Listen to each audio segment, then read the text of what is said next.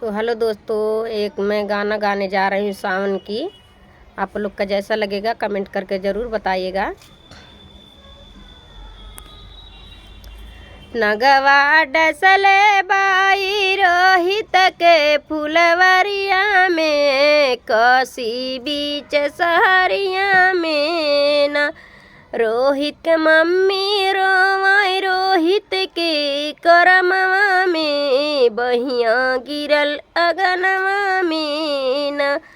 रोहित के मम्मी रोवाई रोहित के करमवा में, बहिया गिरल अगनवा में न।